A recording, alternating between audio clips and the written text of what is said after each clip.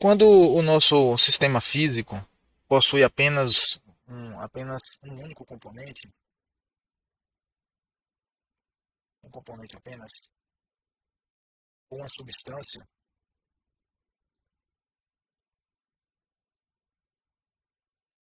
nós podemos aplicar o princípio de conservação da massa total do sistema. Certo? E aí nós obtemos, né, a equação da continuidade total ou global do sistema. Porém, pessoal, no contexto da indústria química, muitas vezes os sistemas de interesse possuem vários componentes.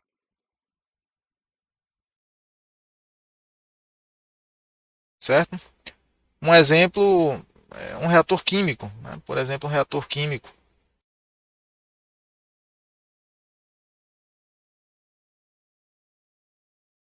Num caso desse, nós podemos, além de aplicar o princípio de conservação da massa total do sistema, nós podemos aplicar também o princípio de conservação ou princípio de continuidade de componente, não só da massa total, da massa total entrando e saindo do, do sistema físico de interesse. Tá?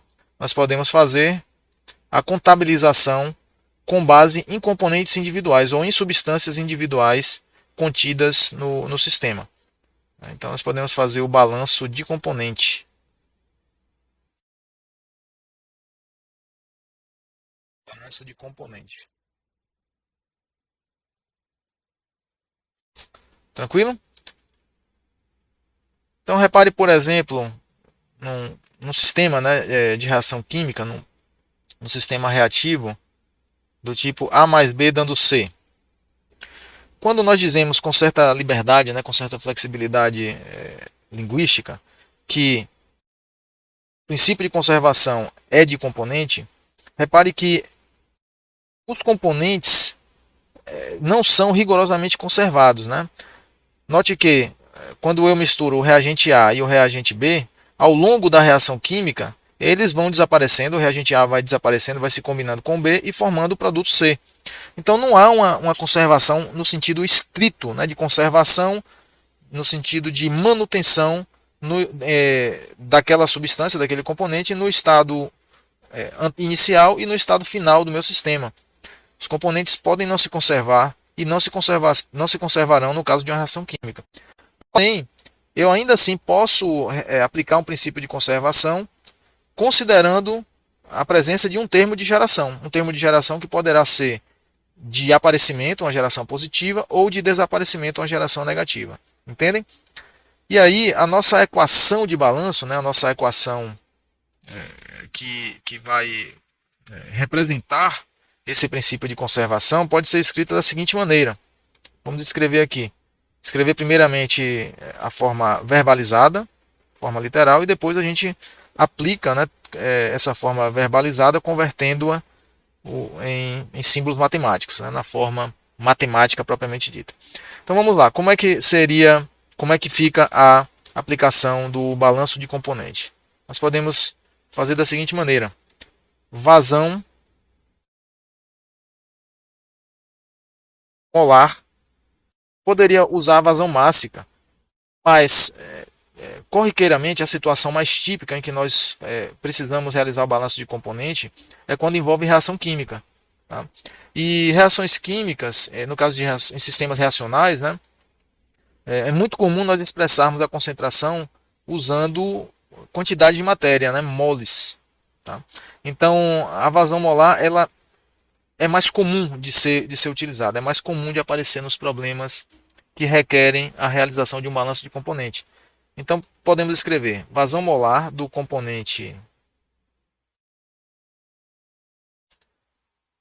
vou chamar aqui componente J, poderia ser componente 1, 2, 3, componente A, B, C, componente J, entrando no sistema ou no volume de controle, menos a vazão molar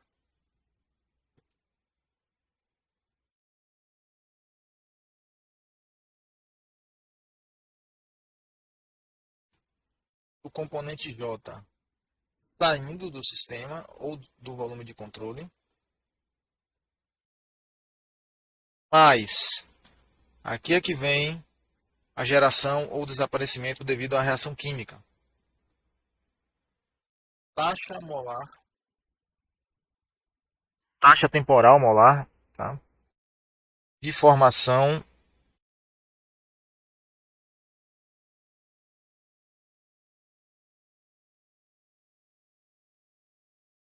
do componente J, sistema, por reação química,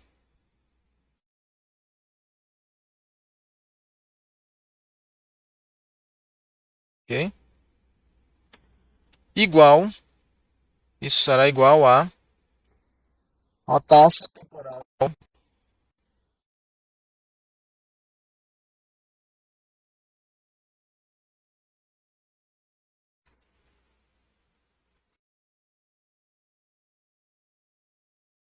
taxa temporal de acúmulo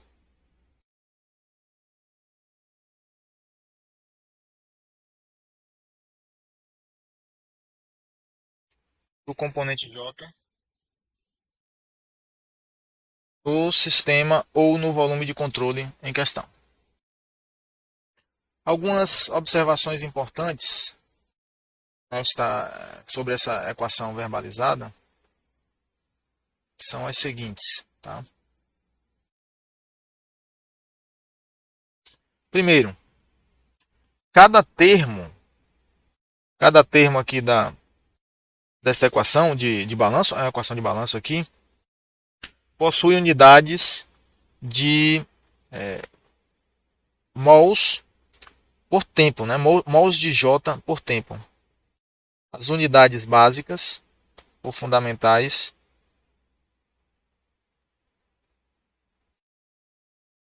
são, de todos os termos, mols por tempo. Tá?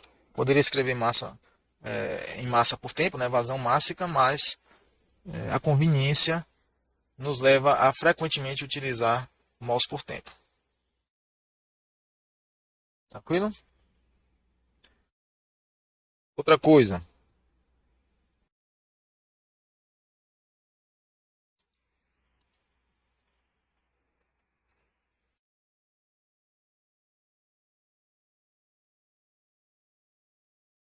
temos uma equação de continuidade ou de balanço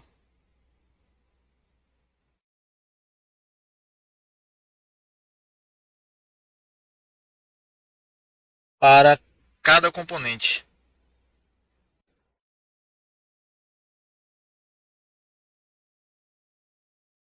Ok? Para cada componente. Temos uma para cada.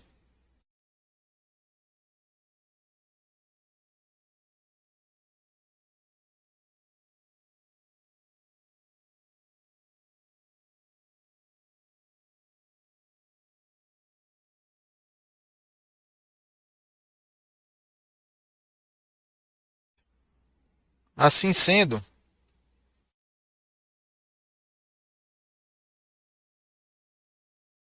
para n componentes,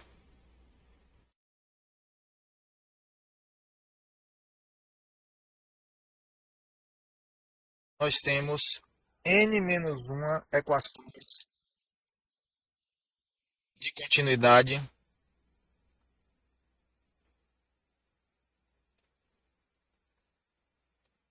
independentes.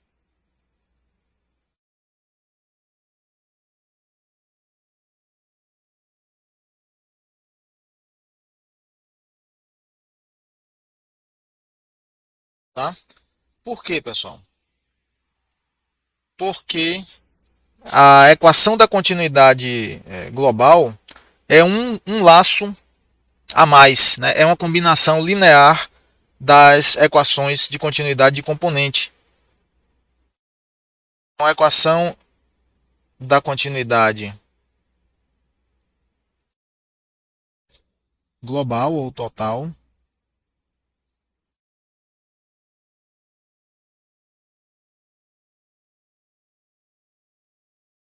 é combinação linear das equações de componente.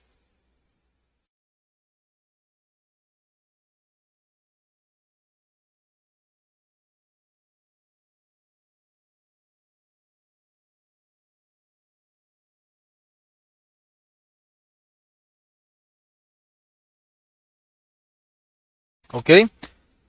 E esse fato torna as equações faz com que, melhor dizendo, apenas n-1 equações de componente sejam linearmente independentes. Ok? Outra coisa importante é que os termos de fluxo, os termos de entrada e saída, essa equação tal qual eu escrevi, né? Entrada, vou colocar aqui entrada barra saída, podem representar transporte difusivo ou convectivo.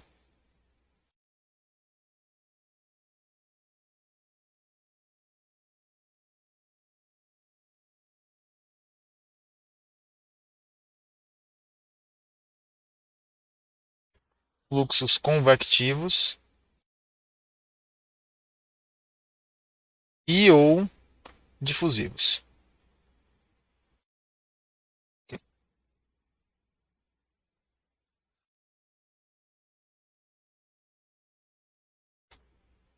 Normalmente, nós utilizamos n-1 equações de componente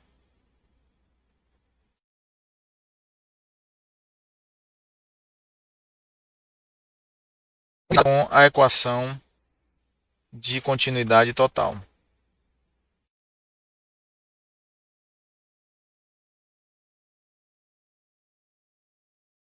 Tá?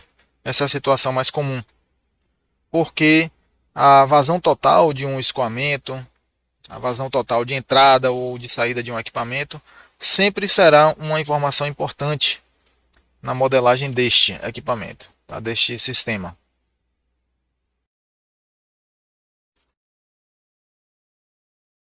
Olá, pessoal. Para fixar a aplicação do princípio de conservação ou balanço de componente, vamos, vamos pegar aqui esse exemplo. Tá?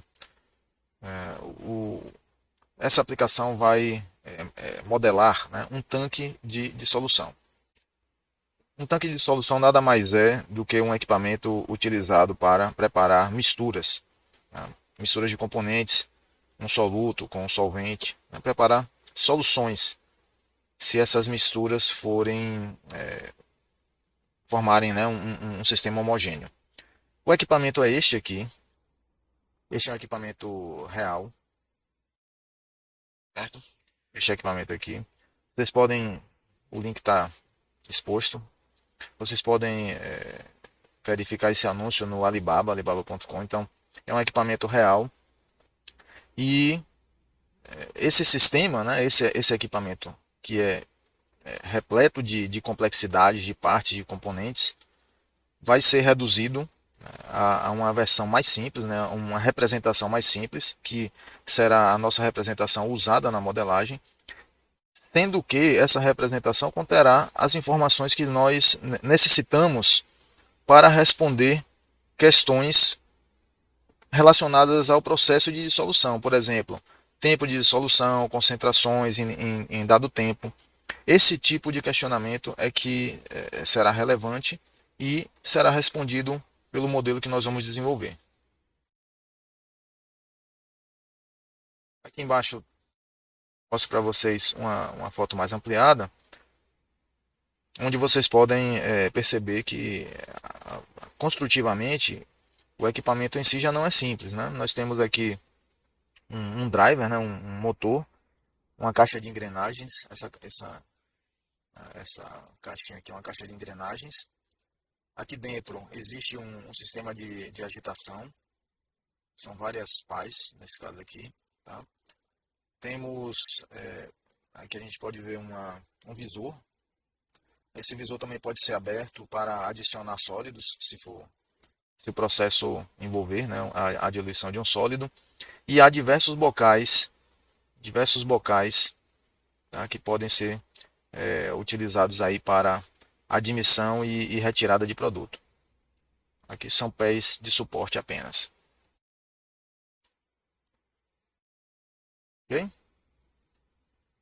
Então, este equipamento será utilizado no processo descrito aqui no enunciado. E o processo é o seguinte: o tanque está inicialmente com 20 metros cúbicos de água, na condição inicial. Tá? Uma corrente de salmoura. Salmoura é uma solução salina de NaCl. Geralmente é uma solução saturada, mas às vezes as pessoas chamam de salmoura soluções não saturadas de sal de cozinha. Tá? Então, uma solução de salmoura na concentração de 2 kg por metro cúbico de NaCl é alimentada a uma vazão de 8,33 vezes 10 a menos 4 metros cúbicos por segundo. Ao mesmo tempo, solução é retirada do tanque numa vazão de 5,55 vezes 10 a menos 4 metros cúbicos por segundo. Aí vem as perguntas. Qual será a concentração de sal quando o volume de solução no tanque atingir 30 metros cúbicos e 40 metros cúbicos? Ok? Então temos aí dois itens a serem respondidos. O nosso problema, conforme o enunciado,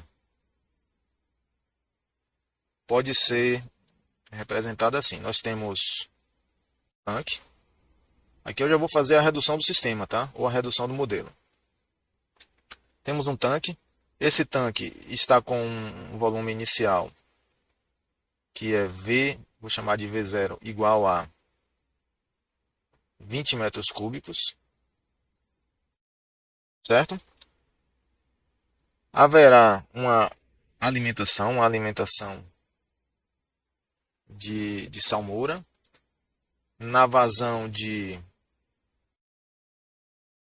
8,33 vezes 10 a menos 4 metros cúbicos por segundo. Essa solução terá concentração de 2 kg por metro cúbico de sal de cozinha, cloreto de sódio. O tanque será continuamente drenado na vazão de 5,55 vezes 10 a menos 4 metros cúbicos por segundo. E a concentração de saída eu não conheço. É desconhecida. Então vou chamar de C. Tá? C é a concentração que eu não conheço. Tranquilo? Como a vazão de entrada, vocês podem ver que é maior do que a vazão de saída, esse nível vai subir. O nível do tanque vai subir ao longo do tempo. Tá? Com o passar do tempo, o nível mudará para o nível ou volume do tanque, eu posso transformar, né, em H, em valor de nível. O volume passará a ser 30 metros cúbicos, tá? E depois, eventualmente, passará a ser 40 metros cúbicos.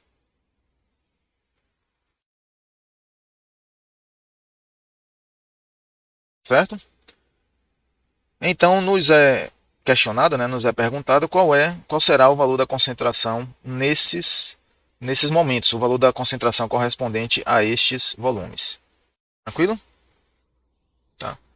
Reparem que, se nós não recorrermos à modelagem matemática, né, à modelagem, à simulação, a única maneira de responder essa pergunta é construindo o tanque, fazendo uma montagem, um aparato com a bomba, válvula, medidores de vazão e executar o experimento. Executando o experimento, você coloca lá uma condição de partida no tanque, 20 metros cúbicos, regula as válvulas direitinho e com as vazões especificadas, você aguarda o tanque chegar a 30 metros cúbicos, então é bastante. Aí você aguarda mais um pouco, quando chegar a 40 mil, você retira uma segunda amostra, analisa, por qualquer método, né, analítico, e mede a concentração. Imagine o custo de você fazer montar esse aparato, toda essa parafernália e fazer esse experimento. Nós vamos responder a mesma pergunta usando a física, a matemática e o raciocínio analítico. Simplesmente isso. Ok? E o nosso resultado vai bater, né, vai conferir com o que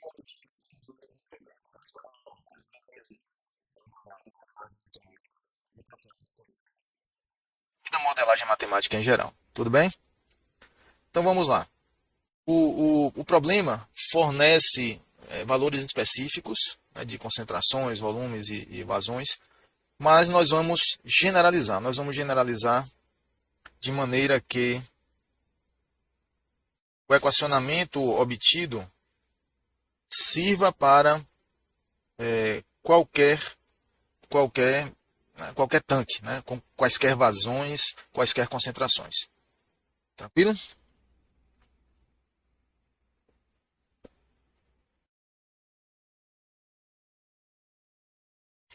De forma geral, o sistema pode ser representado da seguinte maneira. É o tanque que nós já desenhamos. Existe uma vazão de entrada, uma vazão de saída. Tá? A vazão de entrada será, vou chamar simplesmente de F0. Vamos dizer que seja medida em metros cúbicos por segundo. A concentração de entrada, C0 kg por metro cúbico. E uma massa específica, O0 kg por metro cúbico. Na saída, nós vamos ter uma vazão F, metros cúbicos por segundo. Uma concentração de saída, também quilogramas por metro cúbico. E uma massa específica, ρ, quilogramas por metro cúbico. Bem, aqui dentro será formado um nível. Nós vamos ter aqui um nível.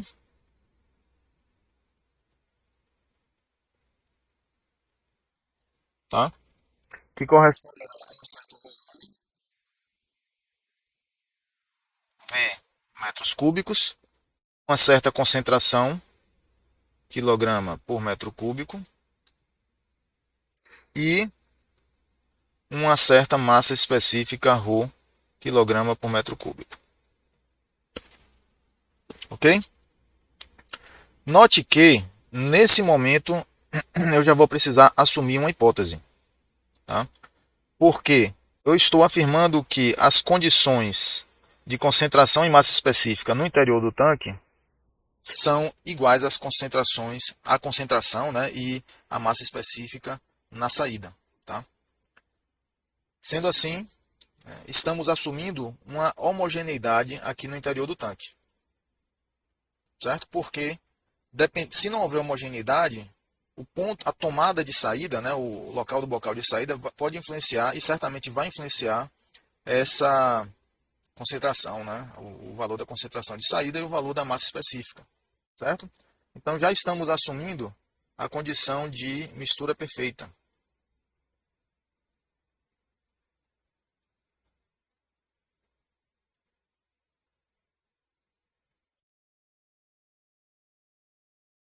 Certo? Estamos assumindo a condição de mistura perfeita. Isso significa que devemos ter um sistema de agitação bem projetado. Um sistema de agitação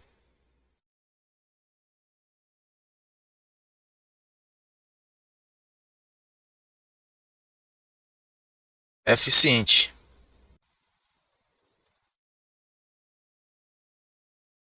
Tá? Capaz de tornar essa hipótese razoavelmente realista. Então, o próprio projeto aí do sistema de agitação já é capítulo à parte, mas teremos aqui um agitador, tá? Homogeneizando o sistema. Ao assumir essa hipótese, nós já temos um modelo de parâmetros concentrados, categorizando aí o modelo.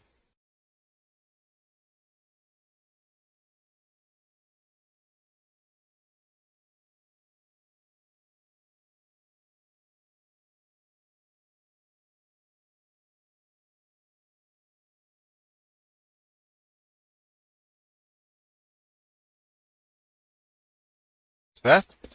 E não parâmetros distribuídos. Então, o modelo será de parâmetros concentrados, significando dizer que não haverá derivadas espaciais. A homogeneidade dentro do tanque, né, garantirá que as derivadas espaciais são nulas, tanto de concentração como de massa específica, ou se houvesse temperatura no caso, né, as derivadas espaciais são nulas.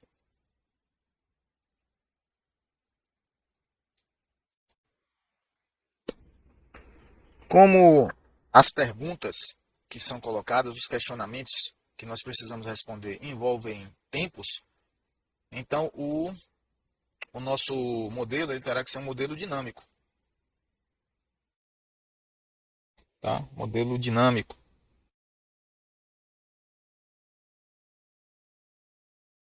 Significa que serão contempladas variações temporais do meu sistema. Então, as variáveis de estado vão se alterar ao longo do tempo. Tranquilo? Então, essas são as considerações iniciais. Bem, precisamos responder, né, questões relacionadas à concentração ao longo do tempo. Então, teremos que efetuar um balanço global, significa qual é a base, né, qual é a fundamentação física que nós vamos utilizar no desenvolvimento do equacionamento. Princípio da conservação da massa global. Mas, para responder a questionamentos sobre a concentração, o princípio da conservação da massa global não é suficiente. Nós teremos que recorrer ao princípio da conservação ou balanço de componentes, que no caso o componente será o NaCl. Ok? Vamos iniciar com o balanço de massa global.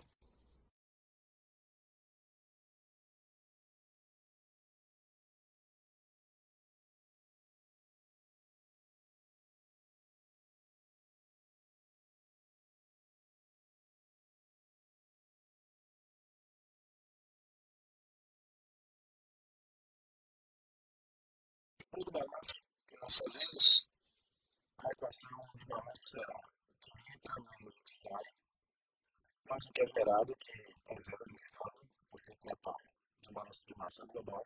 Na ausência de fenômenos relativistas como são nucleares, a massa global será conservada.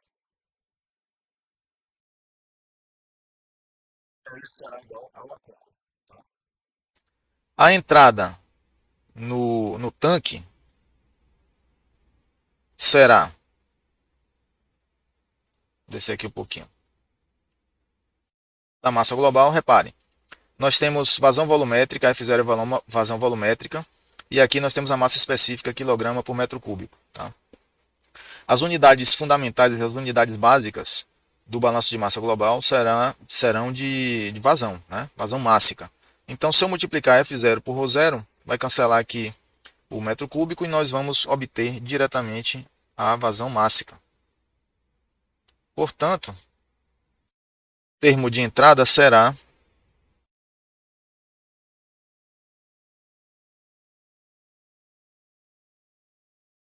F0 vezes ρ0.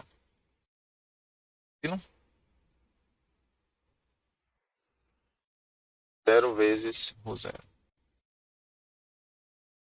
Termo de saída, simplesmente termo de saída, aqui nós temos F vezes ρ.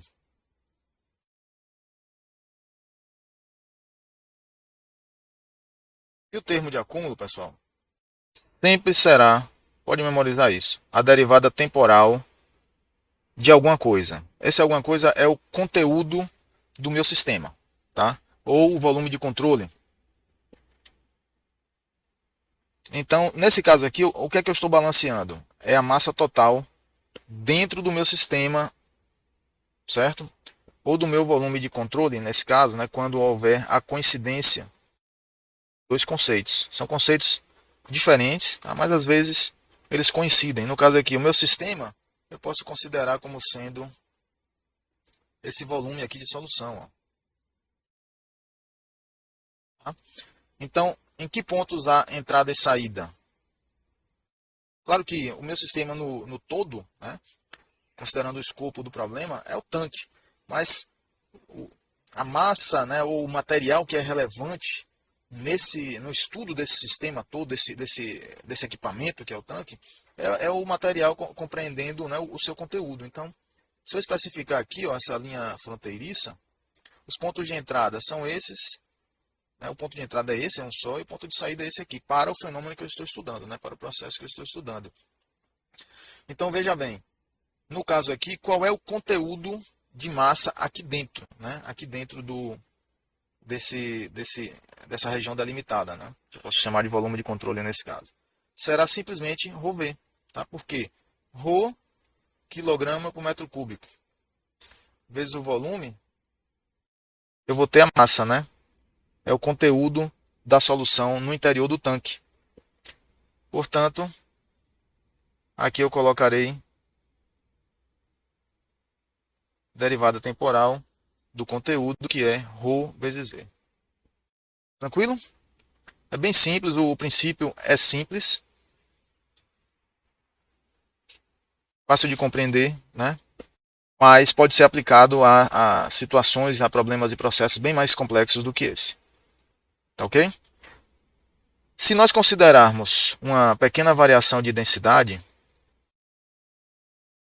assumindo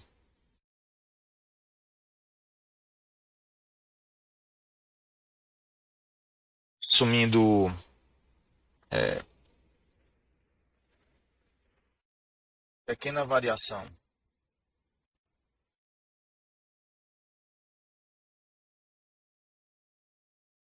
de massa específica,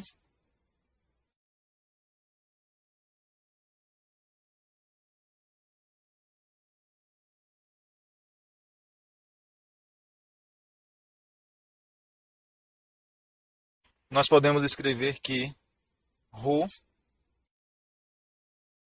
será igual, né, ou aproximadamente igual a ρ zero, tá? Logo, a equação 1 vai se tornar f zero menos f igual a dv dt, que eu vou chamar de equação 2. Isso porque, se ρ é constante, né, dentro do escopo, né, dentro da abrangência de tempo do problema, essa massa específica praticamente não vai variar com o tempo. Ela pode ser removida, né, da derivada. Aqui, ρ é praticamente igual a ρ zero. Posso colocar em evidência e cancelar tudo. Tá? E fazendo essa operação, nós obtemos a equação diferencial que é uma equação aproximadamente distante. Repare que essa equação aqui, nós temos que é um modelo do problema,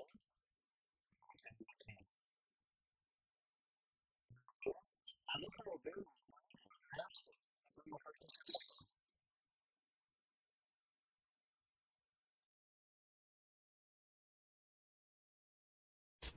Não temos informação de concentração.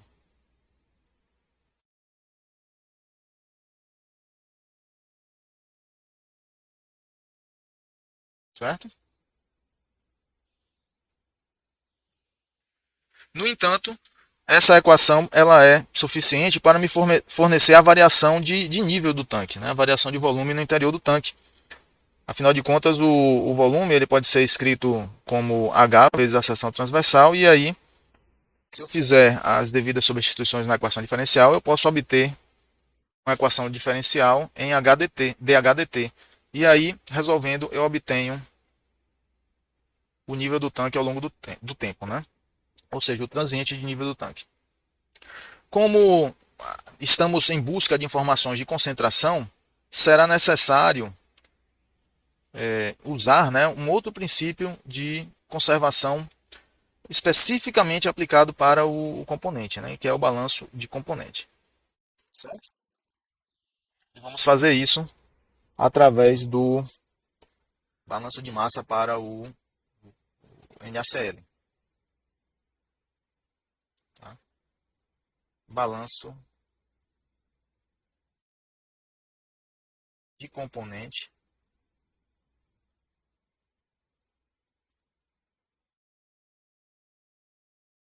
para o NaCl.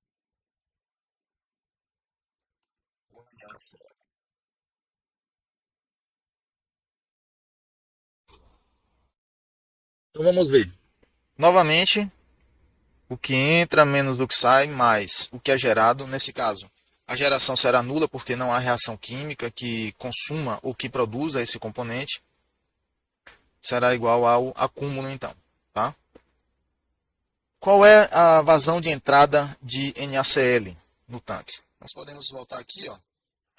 Como nós temos a concentração em quilograma por metro cúbico, multiplicando a vazão volumétrica pela concentração vai nos fornecer a massa, quilograma por segundo, de NaCl que está entrando no tanque, né, ou entrando ali naquela região do espaço que está delimitando o conteúdo do tanque. E aí, reparando isso, nós podemos escrever que a vazão de entrada de NaCl será F0 vezes CA0. De maneira correspondente, a saída será F vezes C. E o termo de acúmulo sempre será a derivada temporal do conteúdo no tanque. No caso aqui, o conteúdo é a massa de NaCl. Como nós dizemos, né, que a massa será, a concentração será C, nós arbitramos isso, né, usando essa variável. Se eu multiplicar C pelo volume, pelo hold-up, pelo conteúdo, né, da solução no tanque, eu vou ter aqui a massa de sal.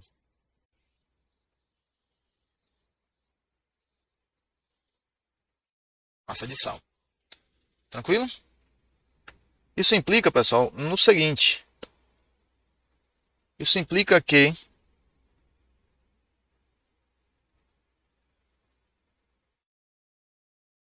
como nós temos aqui duas variáveis de estado, né, que descrevem o estado do meu sistema, no problema, temos a concentração de sal e o volume no tanque. Essas duas variáveis são, em princípio, funções do tempo. Então, nesse caso, nós podemos reescrever essa equação diferencial como F0, C0, menos FC, e aplicando a derivada do produto, nós temos C dV dt mais V dC dt. Eu vou chamar esse resultado aqui de equação 3.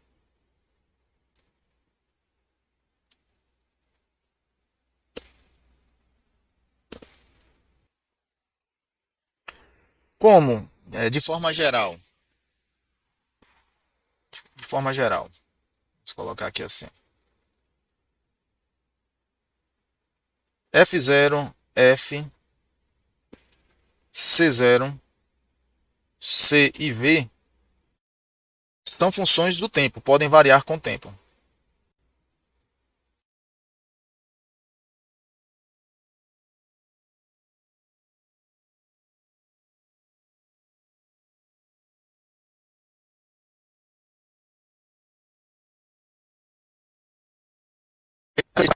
Mas C0 vai variar com o tempo também?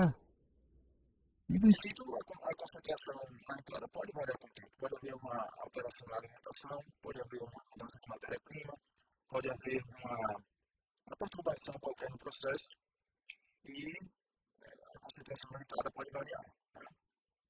Então, em princípio, essas são variáveis de estado, né, e que podem depender do tempo. Portanto, o nosso modelo, nesse momento aqui, ele é constituído pelas seguintes equações. Até agora, nosso modelo está assim. Ó. dvdt igual a f0 menos f, vou chamar agora de equação 4, e c dvdt mais v dcdt igual a f0, c0 menos fc. Essa será a equação 5. Tudo bem? Então aqui nós temos um sistema de equações diferenciais.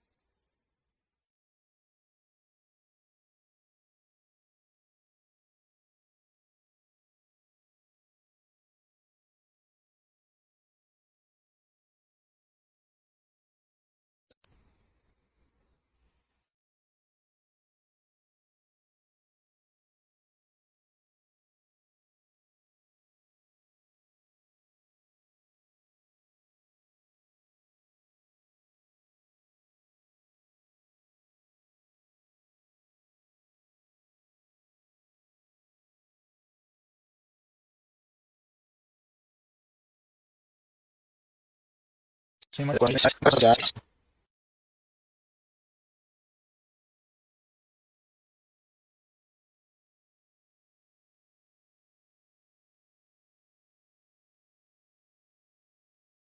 podemos agora passar para a aplicação, certo? A aplicação simplesmente é a resolução do modelo, usando os valores de parâmetros e condições de contorno iniciais colocadas na questão, colocadas no problema. Tranquilo? Então vamos fazer a aplicação.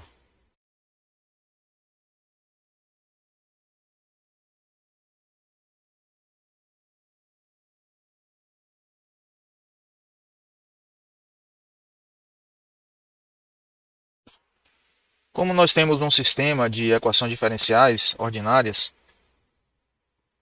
nós podemos resolver esse conjunto de equações usando duas abordagens, né? Nesse caso aqui é possível resolver analiticamente, ou seja, faremos operações algébricas e operações matemáticas envolvendo diferenciais que levarão à solução das equações. Muitas vezes, aliás, na maioria das situações, pessoal, a solução analítica é inviável, é impraticável. E aí só nos resta a solução por métodos numéricos mesmo. Tá? No caso aqui da nossa aplicação, nós temos conhecimento, né, da vazão de entrada, vezes 10 a menos 4 metros cúbicos por segundo.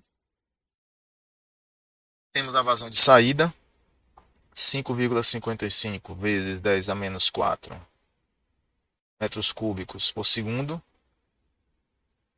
Temos a concentração na entrada, que é a concentração na entrada, que é de 2 kg por metro cúbico.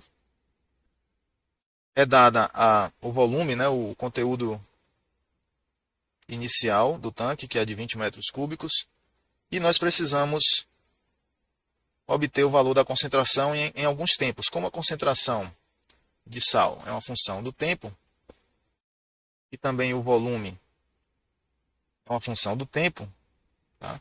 Essas equações diferenciais nos fornecerão essas duas funções aqui, não é? As variáveis dependentes no conjunto de equações diferenciais são volume e concentração. Estão vendo aqui?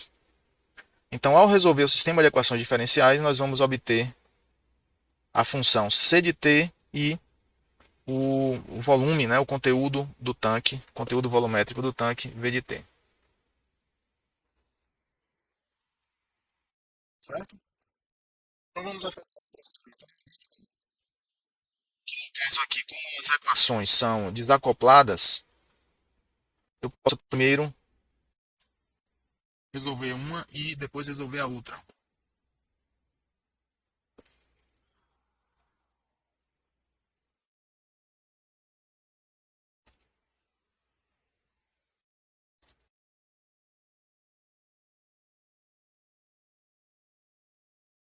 Então, resolvendo 4,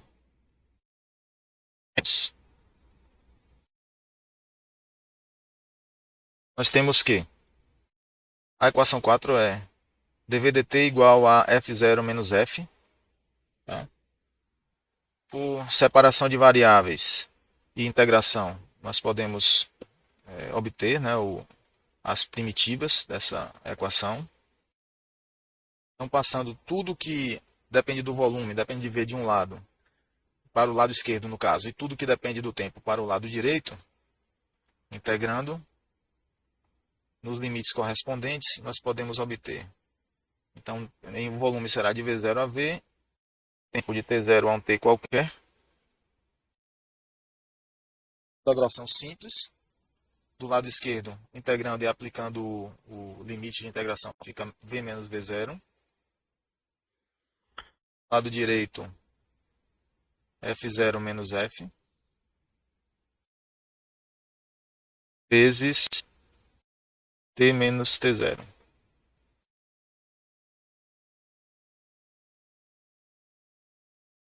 Isso implica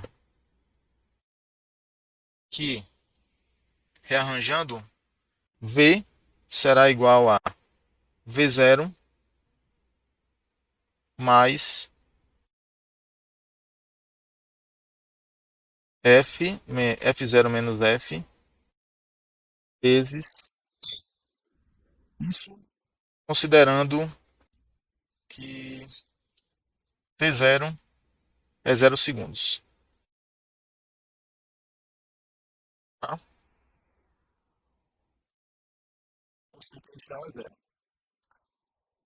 Esse resultado 7, pessoal, já é a própria função, né? Volume, V de T, volume dentro do tanque variando com o tempo. Tranquilo? Então, o resultado 7 nos fornece a variação do volume dentro do volume de solução dentro do tanque. É o V de T. Então, já podemos aí responder uma pergunta, né?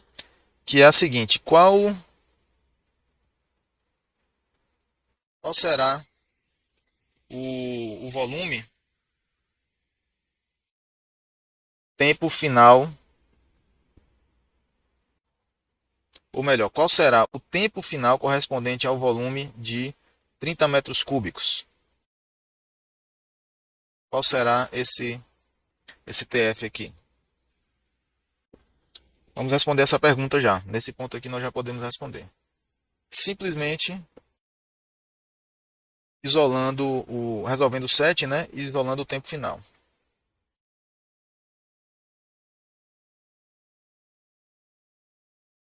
Resolvendo set. Ok.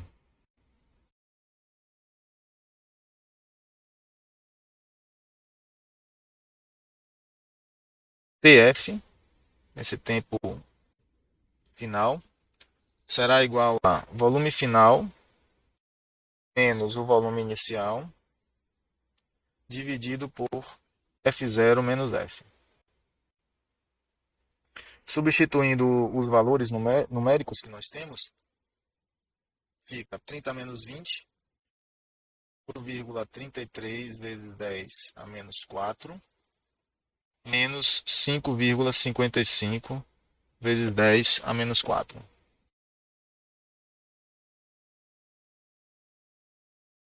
Que resulta em 35.971 segundos. Vou chamar isso de nosso resultado 8. Tá? Qual será a concentração neste tempo? Então aí, usando o resultado 4 em 5, nós temos que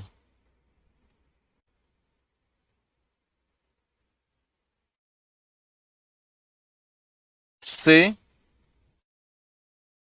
vezes F0 menos F mais V dC dt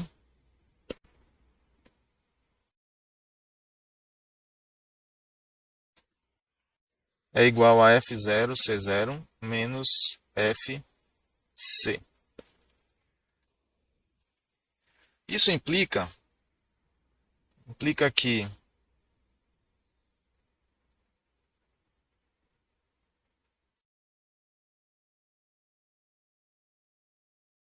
V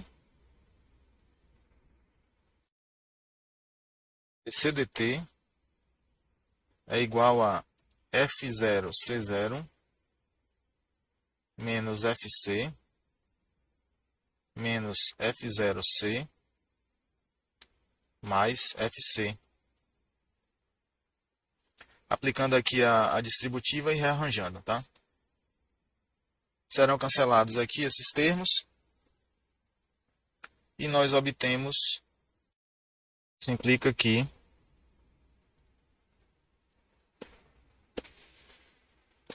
V de CDT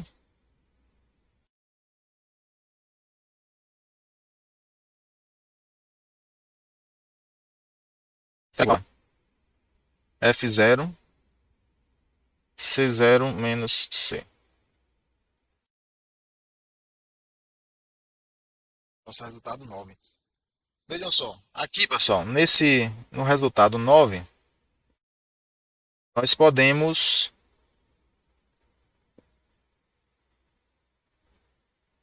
ao resolver, né, obter a concentração ao longo do tempo. Porém, nessa equação diferencial está presente o volume V. E o volume V é fornecido pela solução da equação diferencial que resolvemos anteriormente. Tá? Então, nós vamos substituir aquela solução aqui, certo? Substituindo 7 em 9, vem que V0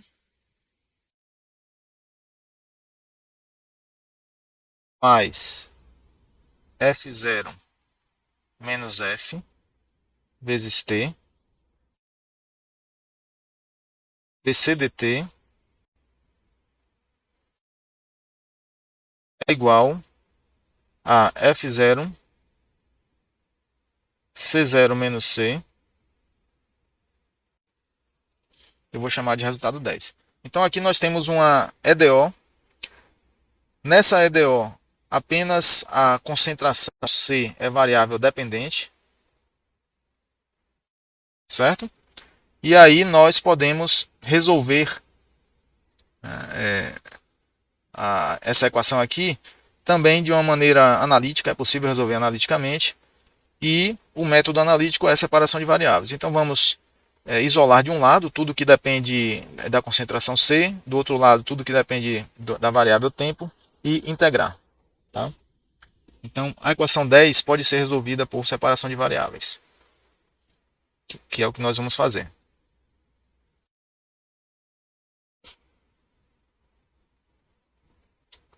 Resolvendo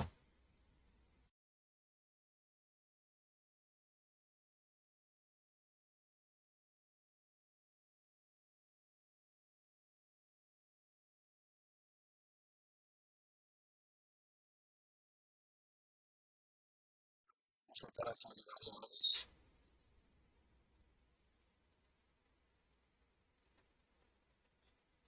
temos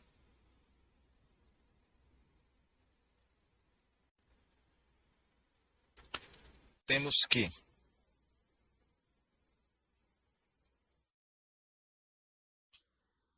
C sobre F0 C0 menos C é igual a dt sobre V0 mais F0 menos F vezes T. Ok? Fazendo a integração aqui nos limites correspondentes, pelo teorema fundamental do cálculo, nós vamos integrar de 0 a C E aqui nós vamos integrar de 0 a t.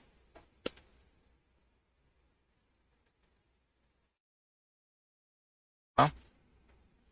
Essa integração, pessoal, envolve duas substituições de variáveis. A gente aprende a aplicar esse método, né, no cálculo, né, nos cálculos, cálculo 1, cálculo 2, cálculo 3.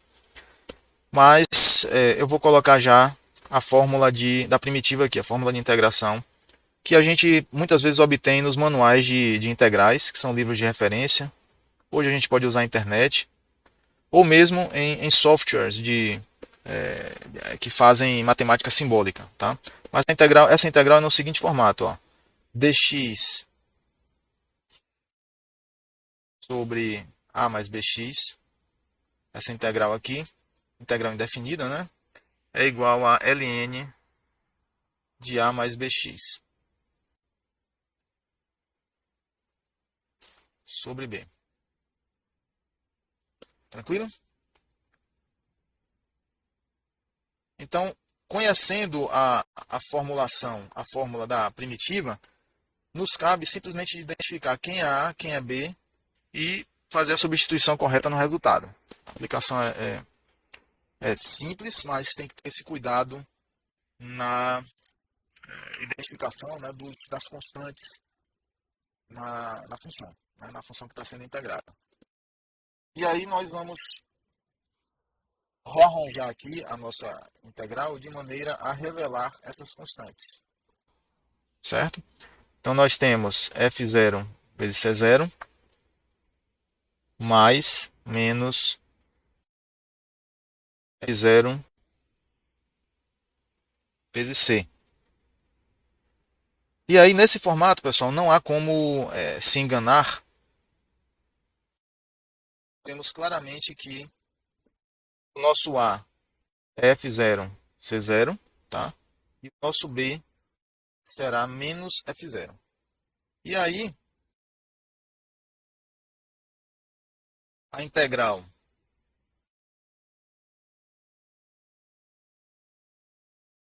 e aí para a integral do lado direito, nós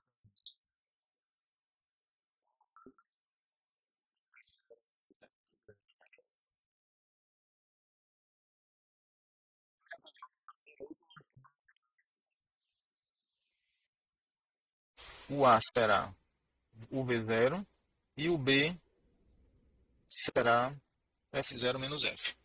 O importante é identificar isso, tá? Nesse momento. Os limites de integração continuam sendo de 0 a t e de 0 a c, concentração final. Então, usando agora a fórmula lá da primitiva, obtida do manual de integração, nós temos que ln de f0c0 mais menos f0c dividido menos f0,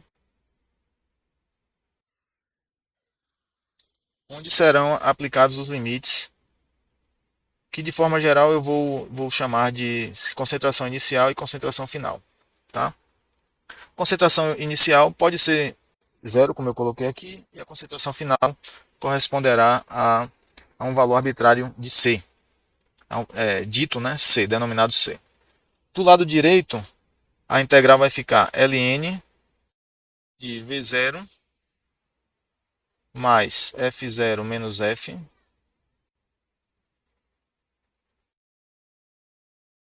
dividido por F0 menos F. Aplicando os limites de integração de forma generalizada TI e TF. E agora, aplicando os limites de integração, nós temos o seguinte. Aqui implica que ln de f0 menos f0 concentração final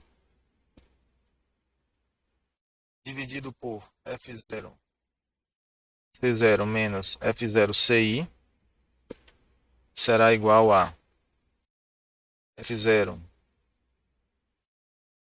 sobre F menos F0 ln de VO mais F0 menos F vezes o tempo final da integração sobre V0 mais F0 menos F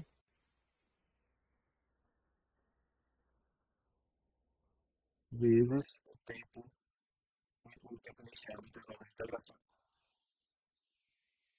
Aplicando aqui a propriedade de logaritmos, podemos colocar num formato mais elegante e mais conveniente esse resultado. C0 menos CF sobre C0 menos CI. Aí você observa que essa região pode ser considerada uma concentração adimensional. É igual a P0 mais F0 menos F vezes o tempo final. Isso tudo dividido por V0 mais F vezes o tempo inicial elevado ao expoente F0 sobre F menos F0. Tá? Denominador isso aqui tudo. Esse resultado chamaremos de resultado 12. Resultado 12. Pronto, pessoal. Com esse resultado e os valores numéricos, é simples responder as perguntas que foram colocadas no anunciado. Tá? É aplicação direta agora. Então vamos fazer isso.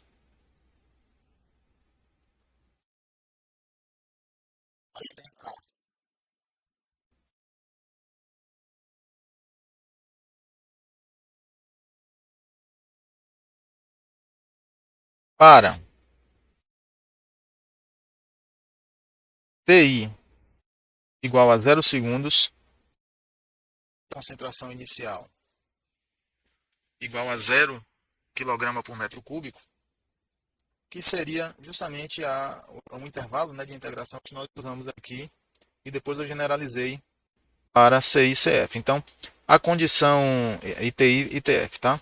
Então, as condições, né, para o problema, as condições iniciais aqui são TI igual a 0 segundos, concentração igual a 0. Uma vez que concentração inicial é igual a 0, uma vez que o tanque só tem água no início, certo? Então aí nós temos o seguinte: C igual a C0 vezes 1 menos P0 mais F0 menos F vezes T dividido por P0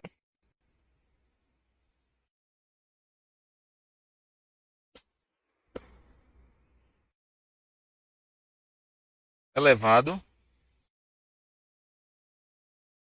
ao expoente menos F sobre menos F0, aliás, sobre F0 menos F.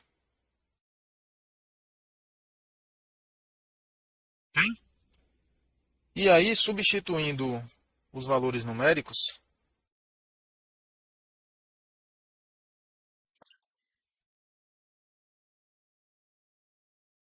substituindo em 13, conseguimos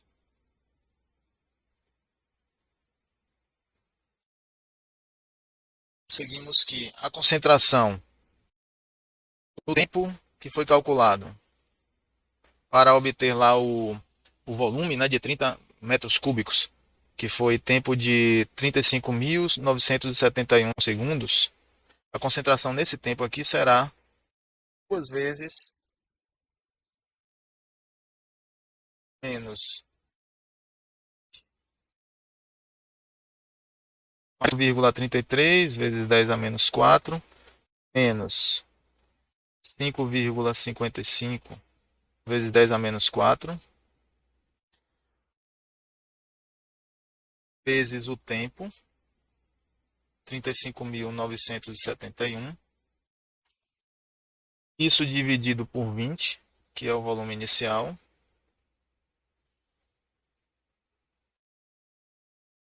Elevando a potência de menos 8,33 vezes 10 a menos 4. Dividido por 0,33 menos 5,55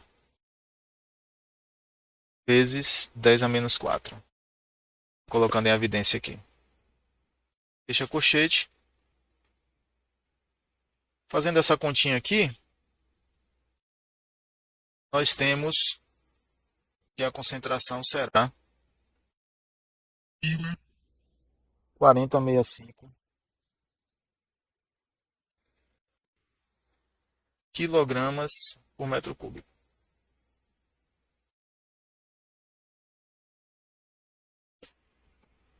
Certo? Então esta é a concentração para o volume final de 30 metros cúbicos. Respondemos aí a primeira pergunta de forma completa, né? Vamos agora para o item B.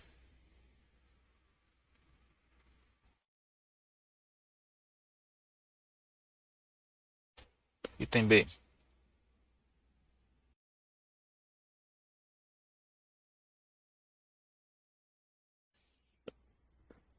Para o item B é perguntada a concentração no volume de 40 metros cúbicos. Então, 40 metros cúbicos.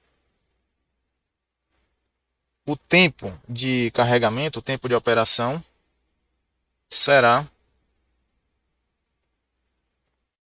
T igual a V menos B0 sobre F0 menos F, que corresponde a 40 menos 20, sobre 8,33 menos 5,55 vezes 10 a menos 4.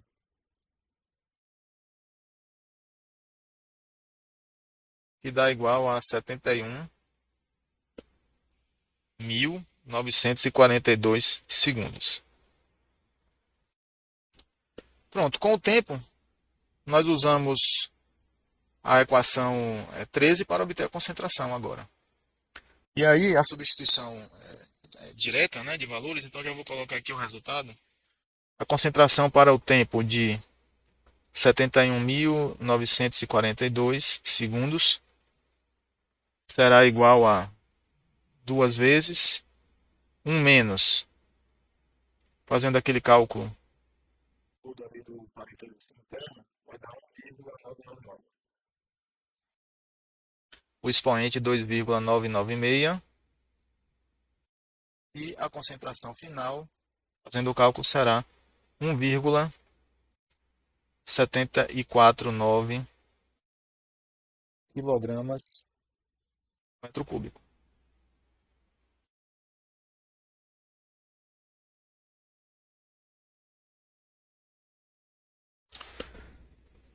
É sempre importante termos uma visão crítica dos resultados obtidos, né, a partir de um modelo, pessoal. E esses resultados, numa primeira análise, né, em primeiro plano, estão de acordo com a nossa expectativa física.